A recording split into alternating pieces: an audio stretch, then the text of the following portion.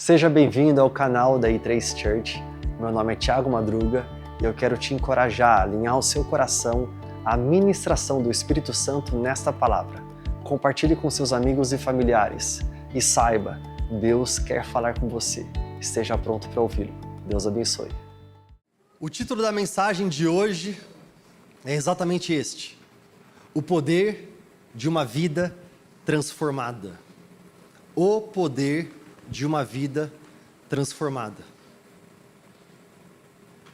Muitos cristãos se encontram com Jesus, mas eles se encontram com a conversão em Jesus. Eu temo dizer que a maioria dos homens e mulheres se encontram apenas com a conversão a Jesus. O que isso quer dizer? É que um dia eu fiz a oração, eu entreguei minha vida para Jesus, e eu disse que Ele é o meu Senhor, o meu Salvador, e eu me converti ao Evangelho. Eu entreguei a minha vida para Jesus. Mas é interessante que a palavra de Deus, ela não nos convida apenas à conversão em Jesus. A conversão é um ponto de partida, não é uma linha de chegada. O que a palavra de Deus nos convida é a transformação em Jesus. E eu temo a dizer que a minoria dos cristãos no mundo, eles passam de fato pela transformação em Jesus. O que isso quer dizer? Transformação é: antes eu tinha hábitos que me levavam a este lugar de ansiedade, agora o meu hábito é levar o meu coração à paz, à presença de Deus. Antes, o medo regia o meu coração. Hoje, o amor de Deus que lança fora todo medo é quem rege o meu coração. Antes eu mentia, agora não minto mais. Antes eu pecava, agora não peco mais. A minha visão era muito limitada, agora uma visão ampla. Tudo isso é possível na transformação em Jesus. Novamente eu quero dizer isso para vocês, porque eu sei que são palavras fortes, mas eu temo dizer que a minoria dos cristãos vivem de fato a transformação em Jesus. Por quê? Porque Jesus Cristo, Ele propriamente nos disse acerca do caminho com Ele. Ele nos diz que o caminho é amplo, a porta é absurdamente ampla. E são muitos os que entram por este caminho, por esta porta, e trafegam por este caminho. Mas este caminho, ele leva à perdição, e Jesus continuou nos falando: mas a porta é estreita, o caminho é estreito, e são poucos os que caminham por este caminho. É o caminho da vida eterna em Cristo Jesus. Bem, se fosse somente uma porta estreita, que é difícil você entrar, mas logo depois que você passa por ela, você encontra um caminho muito amplo, seria mais fácil. Mas o que Jesus fala para nós é que me seguir te custa, porque Jesus se entregou naquela cruz por nós, e o preço que Ele pagou por nós foi um altíssimo preço. Hoje nós vamos estudar 2 versículos na Bíblia, que eles são, de fato, versículos que explodem nossa mente. Existe um livro chamado Romanos. Na verdade, é carta que o apóstolo Paulo escreve à igreja que está em Roma, aos romanos. O livro Romanos, ele é tido como obra-prima teológica de toda a humanidade. Ele é tido como o livro que mais explica profundamente a teologia, o estudo do amor de Deus à humanidade. E Paulo, ele descreve em capítulo 1, 2, 3 e capítulo por capítulo exatamente esta teologia, o estudo do amor de Deus a nós. Mas quando ele chega nesse capítulo 12, no versículo 1 e 2, ele traz algumas palavras para nós que, de fato, explode nossa mente. Quero ler com você. Romanos 12, versículos 1 e 2. Portanto, irmãos, peço pelas misericórdias de Deus, quem escreve é Paulo. Numa outra versão diz: eu rogo-vos. O meu pedido é tão vindo do fundo do meu coração, que eu não vou apenas falar para você, olha, eu peço que você faça. Não, eu rogo, é algo que emerge do fundo do meu coração. É como um grande irmão amando um irmão mais novo, falando, eu me preocupo muito com você. É como um pai se preocupando com o filho, falando assim, eu rogo, eu peço isso para você. Preste atenção em tudo que eu vou te falar. Olha o que ele diz. Peço pelas misericórdias de Deus. O fundamento é a misericórdia de Deus. Hoje de manhã eu falei para vocês que eu estava correndo, fazendo uma trilha, um lugar que chama Joaquim Egídio, aqui em Campinas, é maravilhoso, é lindíssimo. Mas enquanto eu corria, eu via o sol, eu via aquele céu azul, eu lembrava que a palavra de Deus fala para nós, as misericórdias de Deus se renovam a cada manhã, e elas são a causa de não sermos consumidos. Uau! Paulo fala, eu peço vocês, porque vocês já estão fundamentados no lugar que chama-se misericórdias de Deus. Eu peço que vocês façam o quê? Ofereçam o corpo de vocês como sacrifício vivo, santo e agradável a Deus. Este é o culto racional de vocês. É o culto que envolve razão. É o culto que envolve o Tico e o Teco funcionarem juntos. A nossa racionalidade. É o culto, é a nossa prestação de culto, nossa adoração a Deus, que envolve eu usar toda a inteligência que Ele me deu para adorá-lo. Aí no versículo 2 ele diz, não se amoldem ao padrão deste mundo, mas transformem-se pela renovação da sua mente. Não se amoldem ao padrão deste mundo, mas transformem-se pela renovação da sua mente. Não se amoldem ao padrão deste mundo, não sejam conformados ao padrão deste mundo, mas transformem-se pela renovação da sua mente, para que vocês possam experimentar a boa, agradável e perfeita vontade de Deus.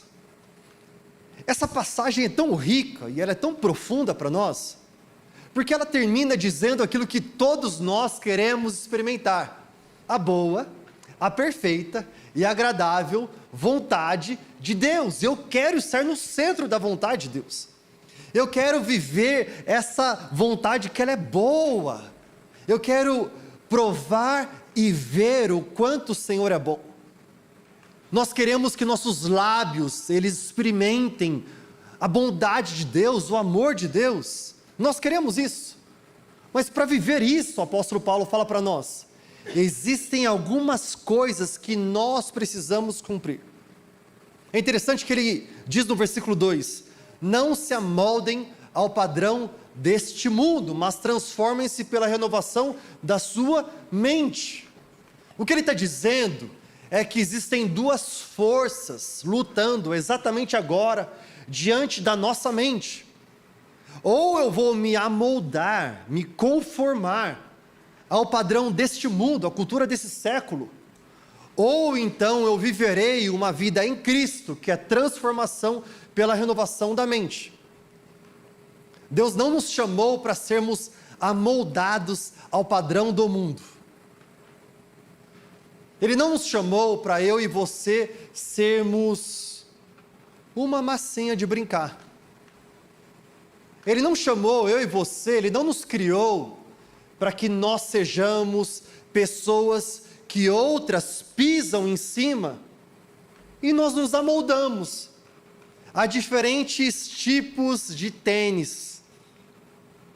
Sabia que essa massinha é a massinha que todo pai e toda mãe conhece, não é? É a massinha que quando o filho, ele começa a brincar com massinha, você fala assim, legal, eu vou comprar uma massinha para o meu filho. Aí você descobre o que é que o seu filho pode fazer com a massinha. Você descobre que a massinha, ela em cores diferentes, fica em todos os móveis da casa, fica na parede. Você começa a chegar agora em reunião, e antes na reunião de negócios, você talvez até dobrava um pouco o seu sapato assim, a sua perna, mas hoje você não dobra mais, por quê? Porque se você dobrar, vai mostrar o seu tênis cheio de massinha. Porque quando você começa a ter massinha em casa, você pisa, e aquela massinha vai entrando, exatamente no seu tênis, e ela impregna no carpete, no sofá, De repente, nos objetos de decoração, a mamãe fica desesperada, o que está acontecendo com a minha casa? Deus não nos chamou para sermos uma massinha, uma massa. Perguntam para mim, pastor, você ama o Paçoca? O Paçoca é um cachorrinho que existe lá na minha casa. Ele é o cachorro que a Mimi, a minha esposa, ama, o Noah ama. E eu amo a Deus. E eu amo o Paçoca, porque é criação de Deus. Logo que o Paçoca chegou em nossa casa, nós estávamos ensinando para ele o lugar certo dele fazer as necessidades dele. Mas não deu certo. E aí eu acordava no meio da noite, seja para tomar um copo de água, e eu acordava assim, ó, pisando na ponta dos pés, com a lanterna do celular ligada, e eu ficava tentando ver se eu ia pisar num xixi ou encontrar alguma massinha. Um dia, eu estava bem cansado, acordei no meio da noite, eu falei, nossa, tudo bem, eu fui fazer aquilo que eu precisava fazer, depois eu falei, eu vou tomar um copo d'água, estou com sede, e eu falei, quer saber, eu vou na fé, vai dar tudo certo. Eu fui na fé, sem o celular, sem a luz. Sabe, a palavra de Deus fala que lâmpada para os nossos pés é a palavra de Deus. Eu devia andar com a palavra de Deus naquele momento. Fui andando pelo corredor, andando bem cuidadosamente, viro, entro na cozinha. Quando eu entro na cozinha, eu abro a geladeira e eu dou um pisão no meu pé esquerdo. Eu sinto o meu pé se amoldando a alguma coisa. Assim, eu estava com sono, eu queria continuar dormindo. Você já sabe que precisou limpar, precisa ir limpar e depois limpar. Deus não nos chamou para nós nos conformarmos aos padrões deste mundo. Deus não te chamou para ser exatamente como essa massa. Porque essa massa, quando ela é pisada pelo meu tênis, ela vai se amoldar ao padrão deste meu tênis. Mas se eu chamar aqui o Gui, que está com um sapato bem diferente, muito bonito, vai se amoldar ao padrão do sapato dele. Mas se eu chamar aqui o meu amigo Miguel, que está com outro tênis diferente, vai se amoldar ao tênis dele. Deus não nos chamou a nós estarmos conforme o padrão deste mundo, porque o padrão deste mundo, sabe o que ele quer fazer com a gente? Ele quer, na verdade, tirar a nossa identidade e imprimir a sua identidade dura, sólida, sobre nós.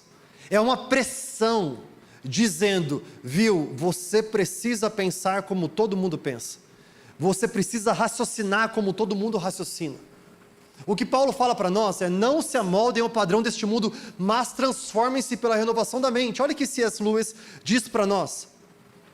Ele diz que não há terreno neutro no universo. Cada centímetro quadrado, cada décimo de segundo é reivindicado por Deus e por Satanás.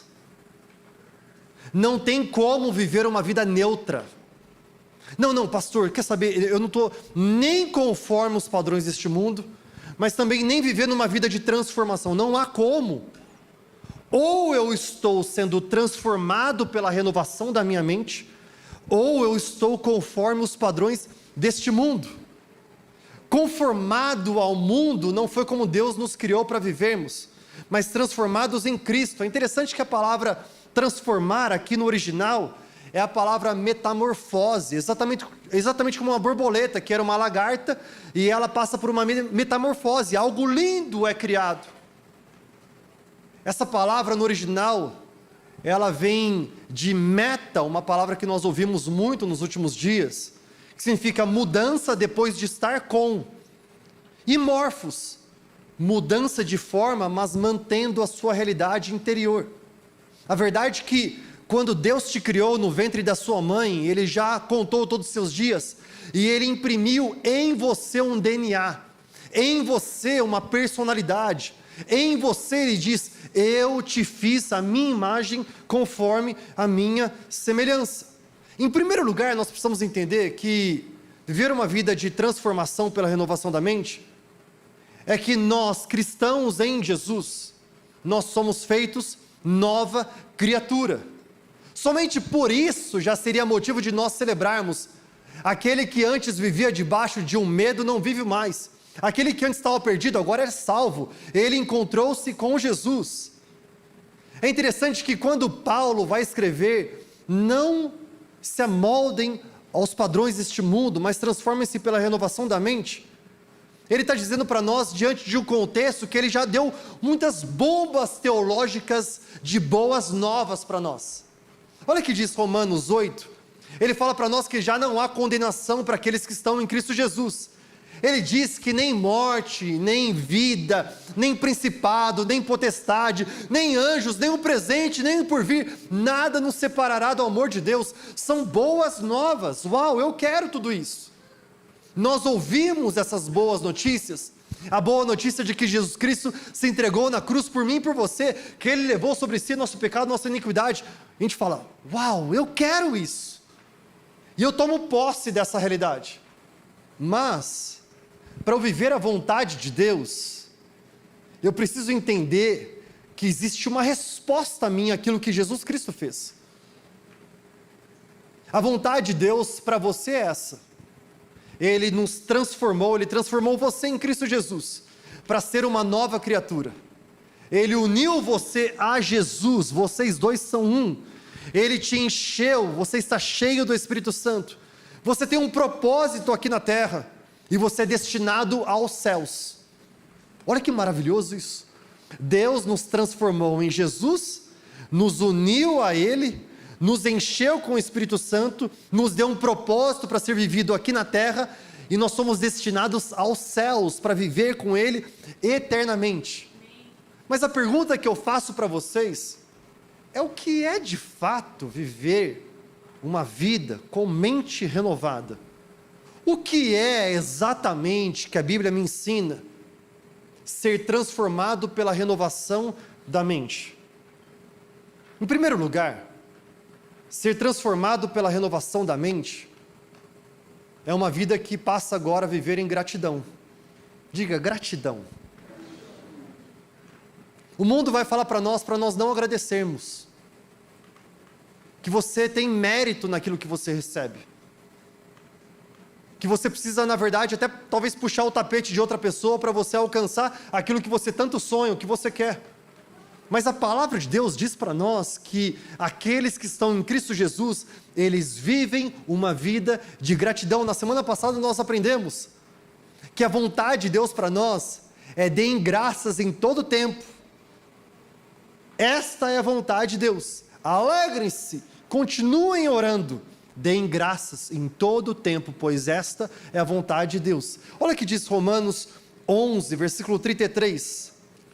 Ó profundidade da riqueza, da sabedoria e do conhecimento de Deus. Paulo vai bem profundo. Quão insondáveis são os seus juízos e inescrutáveis os seus caminhos. Quem conheceu a mente do Senhor, ou quem tem sido o seu conselheiro? Quem primeiro lhe deu para que ele o recompense? Pois dele e por ele e para ele são todas as coisas. A ele seja a glória pelos séculos. Amém. Uma mente renovada é uma mente grata. É uma mente que olha para a circunstância e enxerga o copo cheio, não a falta. Eu sei que uma mente ingrata vai fazer com que você acorde de manhã e você veja um céu azul maravilhoso. As misericórdias de Deus foram renovadas sobre a sua vida. Só que você está olhando para as suas mãos e vendo o que falta. Ah, mas eu não tenho recurso para pagar a conta tal. Ah, mas o meu trabalho não está muito bem. Ah, mas eu tive uma discussão ontem com tal familiar, isso não está legal. E nós ficamos integralmente pensando aquilo que nós não temos. Essa semana eu ouvi uma discussão bem profunda e bem legal na minha casa sobre as redes sociais, sobre smartphones, especificamente sobre a interação em diversas redes sociais.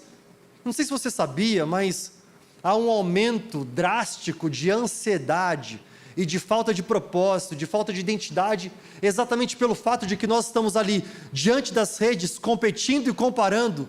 Nós estamos rolando de post em post, de reels em reels, de stories em stories, apenas vegetando diante daquilo e pensando: o que é que eu não tenho? Onde é que eu não estou? Qual prato eu não estou comendo? Quais amigos eu não tenho? Quais as realizações profissionais eu ainda não tive?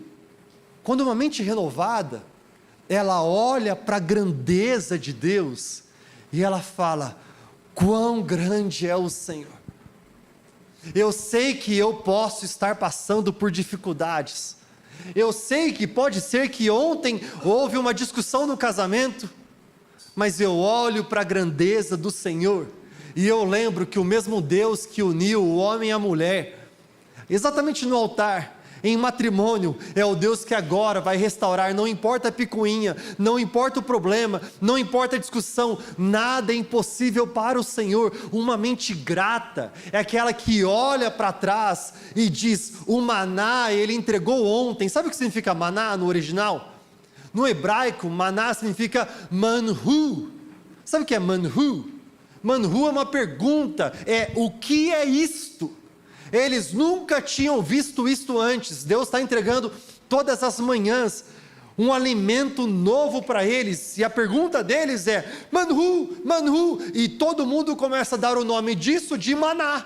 É algo novo que Deus está fazendo. Pois é, Ele fez ontem, Ele faz hoje, Ele fará amanhã. Uma mente grata, ela olha para Deus e diz: Ele é o Jeová Jirê, o Deus provedor. Mas uma mente renovada, além de ser grata, é uma mente segura. É uma mente que a sua segurança está no Senhor. É uma mente que a sua confiança está em Deus. Um coração que sabe quem é. E quem sou eu? Eu sou filho de Deus. 7 palavras que vão mudar a sua vida se você declarar sobre você: eu sou quem Ele diz que eu sou.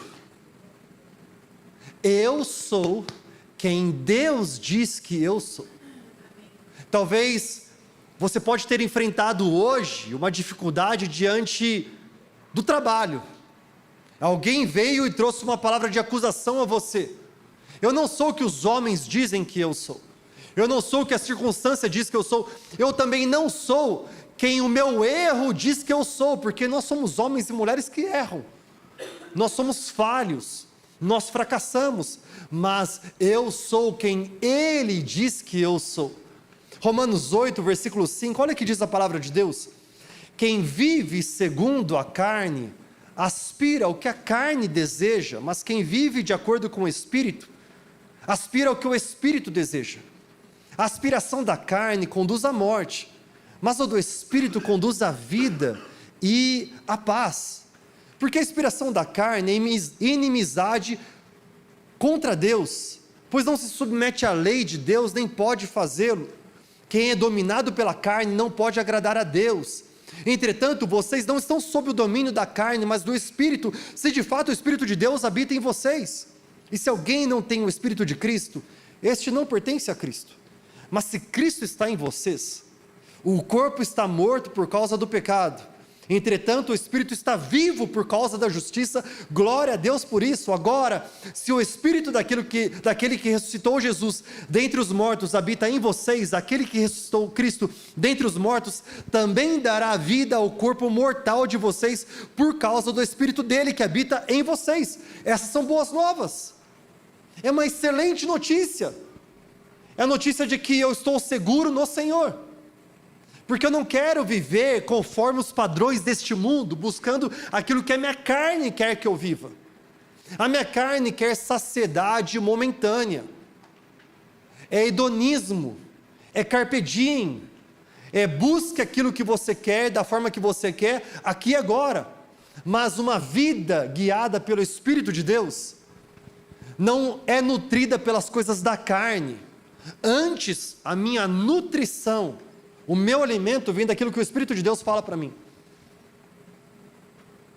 É exatamente viver uma vida como essa que faz com que você, em meio ao caos, seja o único no barco, com paz, e todo mundo olhando para você e falando assim: esse cara só pode ser louco. Pois é. Quando eu entreguei minha vida para Jesus, eu tinha 15 anos, eu nasci na igreja, tudo bem, eu cresci na igreja, escola dominical, mas com 15 anos, eu de fato tomei uma decisão racional de Cristo Jesus ser o meu Senhor e o meu Salvador. Eu lembro que eu andava com a Bíblia debaixo do braço. Eu lia a Bíblia dia e noite, noite e dia. Eu estava com a Bíblia debaixo do braço andando no meu condomínio. Uma vez, umas pessoas começaram a falar: está chegando ali o fanático, está chegando o lunático, está chegando o louco por Jesus. Eu lembro de ligar para o meu amigo Maurício e falar: Maurício, cara, estou bem triste porque eu entreguei minha vida para Jesus, agora o pessoal está me acusando, está falando que eu sou fanático, lunático, louco. Ele falou: cara, você acabou de receber uma graduação. Eu falei: graduação? Como assim? A palavra de Deus diz para nós: as coisas do Espírito de Deus parecem loucura ao homem natural, porque elas se discernem espiritualmente. Quando eu sou guiado pelo Espírito, é o que o apóstolo Paulo falou para nós, eu me alimento das coisas do Espírito. Todo mundo está vendo muralha. Eu vejo um Deus que sopra do céu sobre a terra e as muralhas caem. Todo mundo está vendo que há impossibilidade de gestação, mas o Deus que tocou em Sara e toca no seu ventre, de repente ele vem com um milagre e ele fala: tudo é possível, eu sou o Deus da vida e eu entrego a ti a vida. Todo mundo está vendo escassez porque é uma multidão e apenas poucos pães e peixes, mas existe Jesus no meio dessa multidão que levanta as mãos para o alto, ele adora a Deus, ele pega, ele parte o pão e o peixe e de repente uma multidão é alimentada. Todo mundo vê impossibilidade, porque a moça está há 12 anos numa enfermidade, já foi para diversos médicos, e todo mundo fala que não é possível, mas existe Jesus passando no caminho, e ela somente toca nas orlas das suas vestes, e ela é curada. Todo mundo está vendo que a menina, ela faleceu, ela morreu, não tem mais motivo de você vir aqui, mas de repente, vem Jesus, ele entra naquele quarto, e ele declara: Talita cumi, a garota se levanta. Todo mundo vê que aquele cego, ele não pode enxergar mais, mas quando ele está dizendo: Jesus, filho de Davi, tenha misericórdia de mim, ele se encontra com aquele que é o Deus da visão, e ele passa a enxergar. Eu quero dizer para você, que uma mente renovada é uma mente segura, de que Deus é por nós, é a maioria, portanto quem será contra nós? Eu e Deus, você e Deus, é maioria, nada é impossível aquele que crê. Uma mente renovada, além de ela ser segura, além de ela ser grata, é uma mente que ama o próximo, uma vida que ama o próximo, uma vida que é concentrada no próximo. Uma mente renovada, ela transforma o ambiente onde ela está, porque ela sabe que ela não é abençoada para ser abençoada, eu sou abençoado para abençoar. A mente conformada usa o próximo para o seu próprio interesse. O que é que os outros podem fazer para mim, para que eu cresça profissionalmente, ministerialmente, naquilo que eu quero. Uma mente renovada, ela olha para o próximo e fala assim: o que é que eu posso fazer por você? Eu quero te abençoar, eu quero te amar, eu quero te erguer, eu quero te levantar. Olha o que diz Romanos 12, alguns versículos na frente, versículo 9: o amor deve ser sincero. O amor entre vocês seja sincero. Odeiem o que é mal, apeguem-se ao que é bom, dediquem-se uns aos outros com amor fraternal, preferindo dar honra aos outros mais do que a vocês. Nunca falte a vocês o zelo, Antes, sejam fervorosos no Espírito, servindo ao Senhor. Alegrem-se na esperança, sejam pacientes na tribulação, perseverem na oração, compartilhem o que vocês têm com os santos que estão em necessidade, procurem ser hospitaleiros. É a palavra de Deus a nós. Abençoem aqueles que os perseguem, abençoam-nos, não os amaldiçoem. Olha o que a palavra de Deus diz para nós, que o amor, uma vida transformada e renovada, o amor faz com que aquele que me persegue, eu ore por ele, eu abençoo ele. Alegrem-se com os que se alegram e chorem com os que choram. Tenham a mesma atitude uns para com os outros, não sejam arrogantes, mas estejam dispostos a associar-se a pessoas humildes, não sejam sábios aos seus próprios olhos. E o versículo 21, não se deixem vencer pelo mal, mas vençam o mal com o bem. Uma mente renovada, ela ama o próximo. Uma das pessoas que eu mais admiro nas suas obras, na sua vida, naquilo que ele escreve, naquilo que ele fala, é um homem chamado John C. Maxwell. Não sei se você já ouviu falar dele, mas ele é simplesmente a voz no mundo todo acerca de liderança mais proeminente nas últimas gerações. John C. Maxwell tem os seus livros best-sellers, melhores vendas mundiais, as 21 leis irrefutáveis de liderança, ele escreveu. Muitos outros, eu estou lendo um recentemente agora que fala sobre as 16 leis acerca da boa comunicação. Ele é um excelente comunicador, um coração maravilhoso. Uma vez eu ouvi alguém que eu também admiro muito, relatando o encontro dele com John C. Maxwell.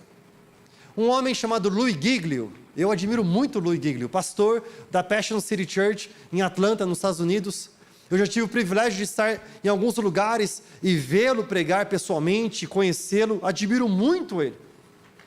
John C. Maxwell não tive o privilégio ainda de conhecê-lo, mas gostaria muito. Uma vez Louis estava falando do seu encontro com John C. Maxwell. E quando ele se encontra com ele fala, John, eu admiro muito você. Mas aí de repente ele se toma de coragem e ele vai fazer uma pergunta para o homem que tem a mente mais brilhante no mundo sobre liderança. E a pergunta que ele faz para esse homem é, John, quando você acorda de manhã, qual é o primeiro pensamento que vem à sua mente? É uma pergunta boa, uma pergunta inusitada, mas uma pergunta muito boa. Quando você acorda de manhã, você que tem essa mente tão fantástica, que ensina o mundo todo sobre liderança, qual é o primeiro pensamento que você tem, que você cativa na sua mente? John, sem hesitar, ele responde a Louis, bem, quando eu acordo, eu tomo meu café, eu leio a palavra de Deus, e logo depois de ler a palavra de Deus, eu faço essa pergunta para Deus, o que posso fazer hoje para gerar valor na vida do próximo?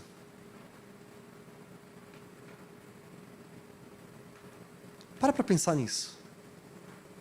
Você acorda, você mora na sua casa, você tem o privilégio da sua cama, do seu condomínio, do seu carro, ou do Uber que você usa, do seu trabalho, a sua família. Você tem o privilégio de você abrir a palavra de Deus.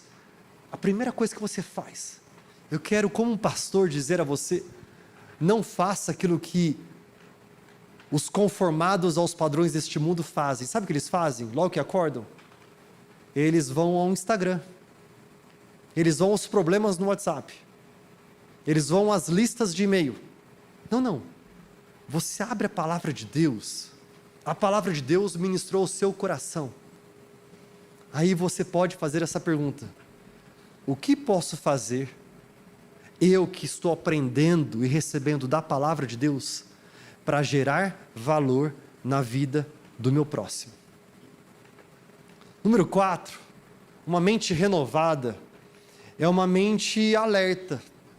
Uma mente conformada está em coma. Uma mente amoldada aos padrões deste mundo, ela está em coma. O mundo quer que nós vegetemos. Quer que você não pense, não raciocine direito. Mas uma mente transformada, ela está alerta. É por isso que Paulo diz a Romanos 13, versículo 11, façam isso compreendendo o tempo em que vivemos. Chegou a hora de vocês despertarem do sono, porque agora a nossa salvação está mais próxima do que quando cremos. A noite está quase acabando, o dia se aproxima, portanto deixemos de lado as obras das trevas e revistamo-nos da armadura da luz. Uma mente renovada, ela está alerta.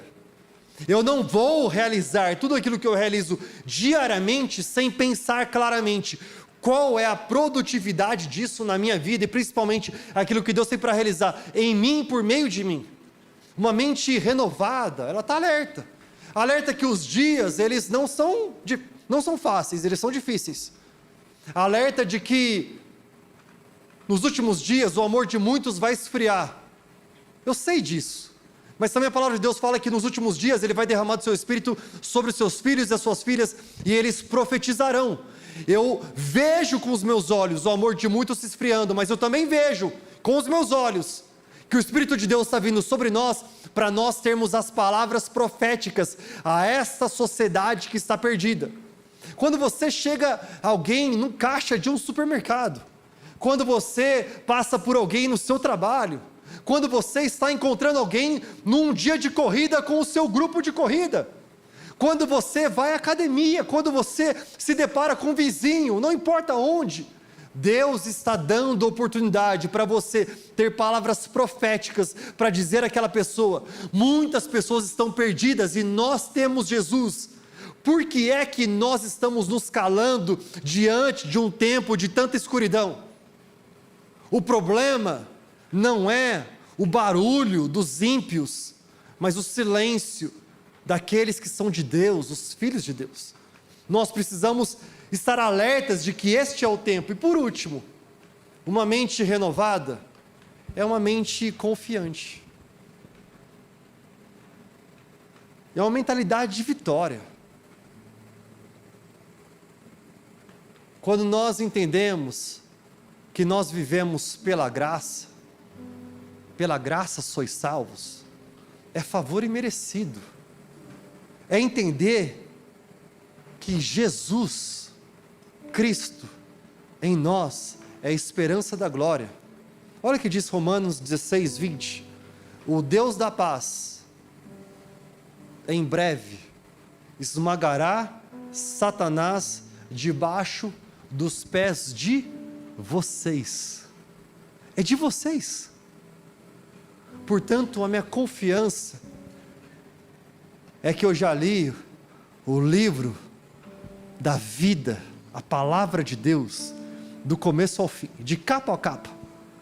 Eu já sei que a vitória é nossa. A vitória está com aqueles que estão em Jesus. A palavra de Cristo prevalece. Confiante de que Ele é por mim. Talvez você está fazendo uma pergunta para si agora, falando, pastor, mas como que eu posso viver de forma confiante diante de tanto caos na minha vida? Eu estou vivendo muito caos, muitos problemas, muitas dificuldades. Como é que eu posso viver confiante diante disso? Eu tenho uma ilustração para compartilhar com você, de um tempo meu de estudo, que eu acredito que pode fazer toda a diferença para você. Lembra quando eu estava estudando sobre os dias da Páscoa? A sexta-feira da paixão, Jesus se entrega naquela cruz por nós. O domingo da ressurreição, Ele ressuscita. Homens e mulheres testemunhas veem a bondade, o favor e o poder de Deus em Cristo Jesus. Mas algo me chamou a atenção. O ladrão da cruz me chamou a atenção. Sabe o que me chamou a atenção?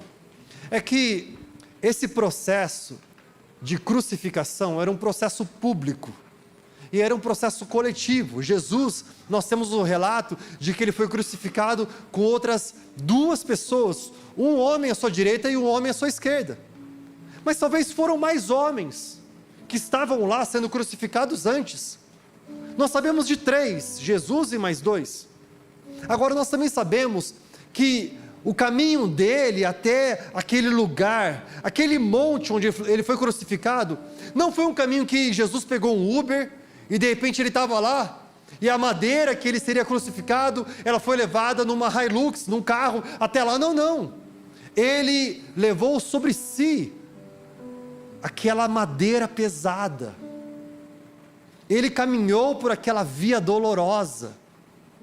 Ele levou os açoites dos soldados romanos, o xingamento da sociedade. Homens, eu e você, o peso era tão grande, o escárnio era tão grande, que em meio àquela via dolorosa, Jesus ele cai, ele não aguenta mais carregar aquela madeira pesada. Ele tem uma ajuda, de repente ele se levanta e ele continua, e ele chega lá. Quando Jesus é crucificado, as suas mãos são pregadas naquele madeiro, aquela coroa de espinhos sobre a sua cabeça, os seus pés pregados naquele madeiro. Jesus, ele está dizendo: Pai, perdoa-os porque eles não sabem o que fazem. Um ladrão quer tirar sarro de Jesus. Se você fosse realmente o Filho de Deus, por que você não sairia daqui? Soldados romanos, eles fazem brincadeiras com ele, dizendo: Rei dos judeus, mas não tem o poder para se autolibertar. Mas de repente, esse ladrão da cruz, ele fala assim: Jesus, eu sei quem você é. Se possível, lembra-te de mim quando entrares no paraíso. Qual é a palavra de Jesus para este homem? Ainda hoje estarás comigo no paraíso. Sabe o que isso ensina para mim e para você? É que durante aquele processo de via dolorosa, sabe quem passou por tudo isso? Aquele ladrão da cruz. Ele, como Jesus, ele levou a madeira sobre si. Ele ouviu o xingamento das pessoas: você é ladrão, você merece morrer. Você é pecador, você merece morrer.